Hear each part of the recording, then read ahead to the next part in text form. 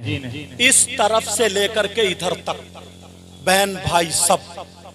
तुमने कभी कोई शख्स ऐसा देखा जिसका भाई मरा हुआ लेटा हो और वो अपने मरे हुए भाई का गोश्त नोच नोच के खाता हो?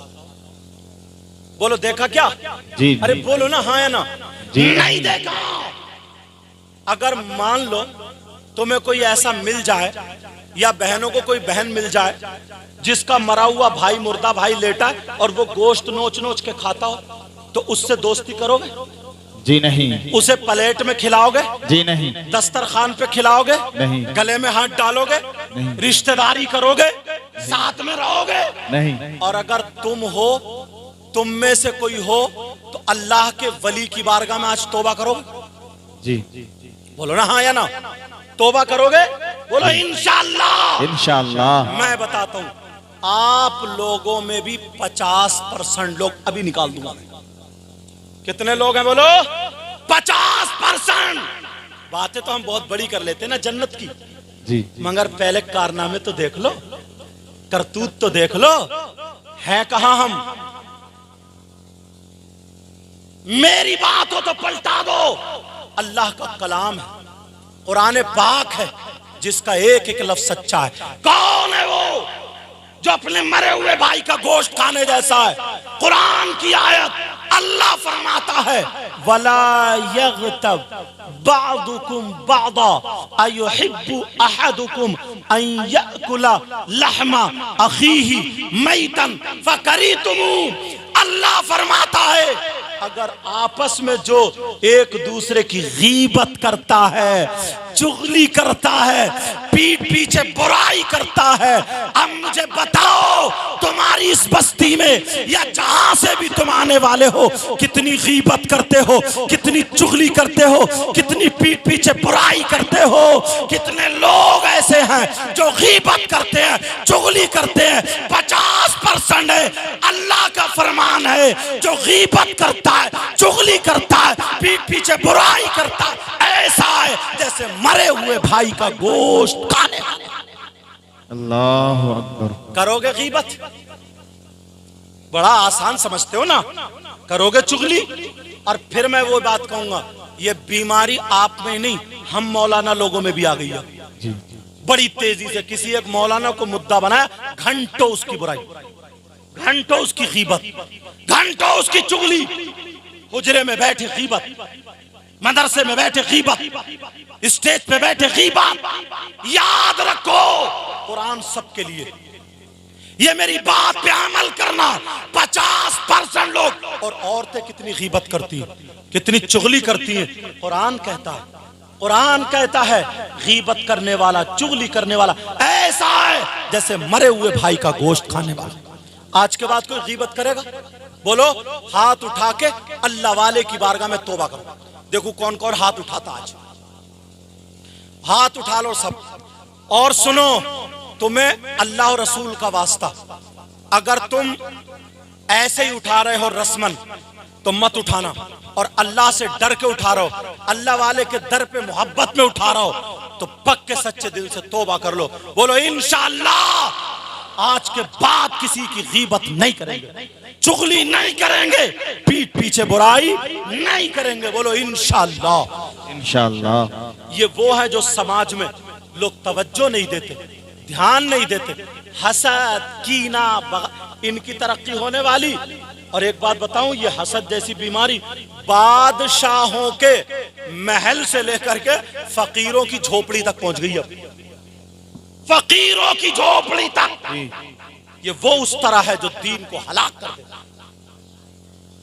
ये वो है जो गीबत करता है, चुगली करता है, तो ऐसा है जैसे मरे हुए भाई का गोश्त खाने वाला। आज के बाद गीबत नहीं, आज के बाद चुगली नहीं, आज के बाद किसी की बुराई नहीं। मसला बता दूं थोड़ा बारीक है ताकि समझ में आ जाए।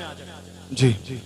अगर एक भाई ने एक की बुराई की, सुनो, अगर एक भाई ने एक की बुराई की और इनको पता चल गया बुराई का, इनको पता चल गया, तो जब तक ये माफ ना कर दे अल्लाह ताला उस वक्त तक माफ नहीं करता है। और अगर इनको पता नहीं चला है तो अगर ये तोबा कर ले तो अल्लाह ताला तोबा से माफ कर देता है।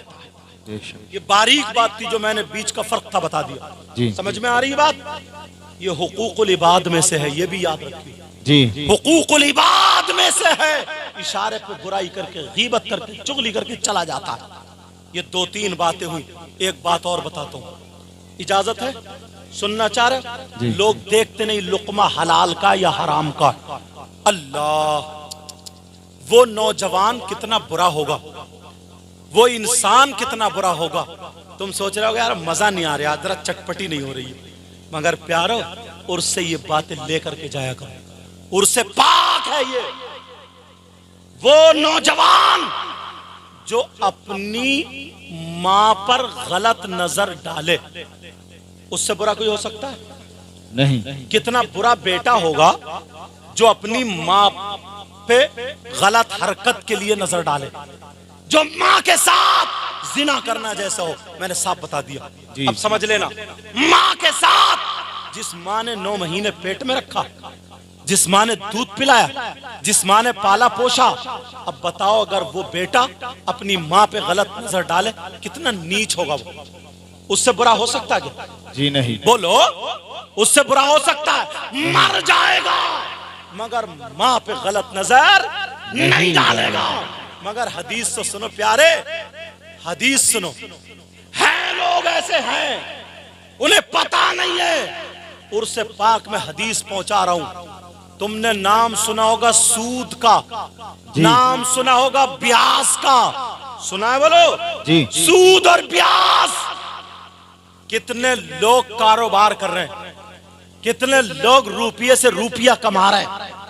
फसल में दे दिए 10,000, 12 लिए, दे दिए 50-60 लिए, और बड़े खुश है, बोले मुझे तो नहीं, मेरा रुपया कमा रहा। होश में आओ, उर्स पाक से ये बात लेकर के जाओ। सूद और ब्याज लेने वालों, देने वालों, सूद और ब्याज खाने वालों, खिलाने वालों, कारोबार करने वालों, कितने ऐसे हैं जुआ खेलते हैं, सट्टा खेलते हैं, ताश के पत्तों के साथ जुआ, मोबाइल पे जुआ और टीवी पे जुआ, मैच पे जुआ, और जाने किस किस चीज पे जुआ। जुआ खेल रहे हैं कितने लोग, हराम का लुकमा खाने वालों, सूद और ब्याज। नबी फरमाते हैं, आका फरमाते हैं, बहने भी सुने, आका फरमाते हैं, अल्लाह कहते हैं सूद और ब्याज का जो गुनाह है, उस गुनाह के जब हिस्से किए जाएं तो 70 हिस्से। कितने हिस्से बोलो? 70 हिस्से हैं। और एक हदीस में 73 का जिक्र है। 70 हिस्से। इतना बड़ा, इतना बड़ा, इतना बड़ा, इतना बड़ा। समझाने की वजह से कह रहा हूं, नबी फरमाते हैं कि उस सूद और ब्याज का जो गुनाह है वो 70 दर्जे हैं, और उन 70 दर्जों में सबसे छोटा वाला दर्जा जो है, उसका गुनाह और पाप ऐसा है जैसे सगे बेटे का मां के साथ जिना। अल्लाह अकबर। करेगा कोई सूद पर कारोबार? है हिम्मत? है हिम्मत? करेगा कोई सूद पे रुपये देगा, लेगा? नहीं। आज अल्लाह वाले की बारगाह में तौबा करके चले जाओगे ना, तो आधी से ज्यादा बीमारियां निकल जाएंगी। लोग ज़कात नहीं देते, लोगों का जो हक है वो नहीं देते हैं, तो मालूम है कभी हॉस्पिटल में पड़ा है, कभी जेल में पड़ा है, कभी लुट गया, कभी चोरी हो गई, जुड़ता नहीं है, चला जाता है। याद रखना मेरी ये बात। यहां कारोबार चलता ना जमीन का, जमीन कुछ लोग जो उसे किराए पे रखते हैं, रहन पे रखते हैं। अगर 2 लाख रुपए देके 2 एकड़ जगह ले ली, और 2 एकड़ जगह 2 साल या 3 साल नहीं, कहा जब तुम ये सारे के सारे मेरे पैसे लौटा दोगे मैं तुम्हारी जगह छोड़ दूंगा, और जब तक तुम नहीं लौटाओगे तो मैं तुम्हारे पैसे, तुम्हारी जमीन नहीं दूंगा। ऐसे जमीन किराए पे रखना, रहन पे रखना, ये भी जायज नहीं, ये भी जायज नहीं। और अगर तुमने 2 साल के लिए रख लिया 2 लाख पे 3 लाख पे, जब टाइम पूरा हो जाएगा छोड़ देंगे, पैसे खत्म। चाहे 10 रुपए पे रखो, 10 लाख पे रखो, तो ये जायज है। अनाज पे रखो, जायज है, मगर इस पे कि जितने दिए उतने ही लेंगे, ये जायज नहीं है। कितने लोग कमेटी चलाते हैं, औरतें चलाती हैं, मीटिंग चलाते हैं और पत्ती चलाते हैं और पता नहीं इधर क्या क्या कहते हैं। 10 लोग इकट्ठे हुए, इकट्ठे होने के बाद 10-10 हजार रुपए जमा किए।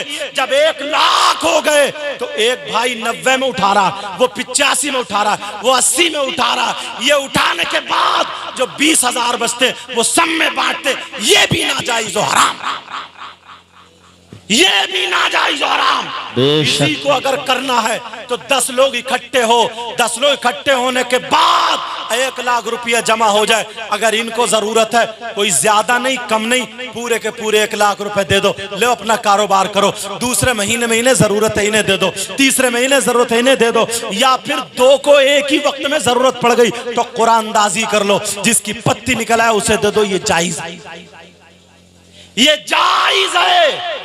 हलाल का लुकमा खाओ ताकि बच्चे भी वफादार हों। हलाल का लुकमा खाओ ताकि बच्चे भी अच्छे हों। हलाल का लुकमा खाओ ताकि तुम्हारी नमाजें कबूल हो, ताकि तुम्हारी दुआएं कबूल हो। बोलो हलाल का लुकमा रहेगा। अल्लाह वालों की बारगाह में यह भी सबक होता था। आखिरी बात बता रहा हूं और खत्म। आखिरी बात, किसी को अगर मैं एक प्याला भर के, एक प्याला या एक गिलास अगर पेशाब दूं तो वो पेशाब पिएगा? बोलो नहीं, नहीं पिएगा। क्यों नहीं पिएगा? इसलिए कि वो नापाक, नजासत है जी।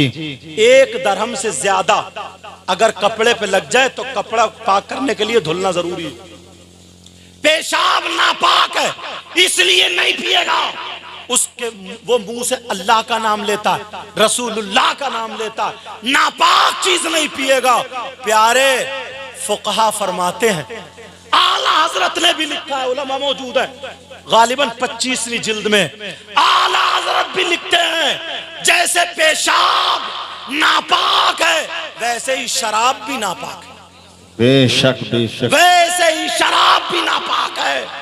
अगर शराब 1 दरहम से ज्यादा कपड़ों पे लग जाए, जैसे पेशाब का धुलना जरूरी था, ऐसे शराब का धुलना भी जरूरी है।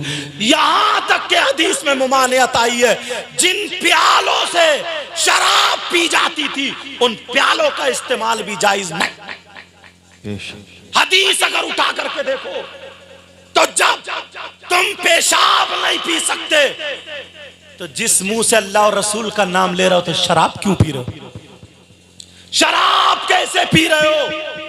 वयसअलूनका अनिल खम्री वल मैसिर कुल फीहिमा इस्मुन कबीर। इस आयत के तहत मौला कायनात हजरत अली का एक वाकया शान नुज़ूल कंजुल ईमान में देखना, या सदरुल अफाजिल सैयद नईमुद्दीन मुरादाबाद उनकी तफसीर उठा के देख, और भी तफसीर उठा के देखना, मिलेगा इंशाअल्लाह। तवज्जो है, बात नहीं बेटा, तवज्जो है। हजरत अली क्या कहते हैं, यार बातों पे अमल करा करो। हजरत अली क्या कहते हैं, कहीं तालाब हो, समझ में आ रही बात, कहीं तालाब हो और उस तालाब में शराब के चंद कतरे डाल दिए जाए, और चंद कतरे जब डाले जाएं तो वो पानी जमीन में खुशक हो जाए। क्या हो जाए बोलो? पानी जमीन में खुशक हो जाए, और तालाब होता गर्मी में सूख जाता है, और उस जमीन पे घास उगाए, उस जमीन पे घास जमाए। हजरत अली फरमाते हैं उस घास को मेरी बकरियां चर ले, मेरी बकरियां खा ले, तो अली वो है, कसम खाता रब्बे जुल जलाल की, अली उन बकरियों का दूध भी नहीं पिएगा, उन बकरियों का दूध भी नहीं पिएगा। और बाज नौजवान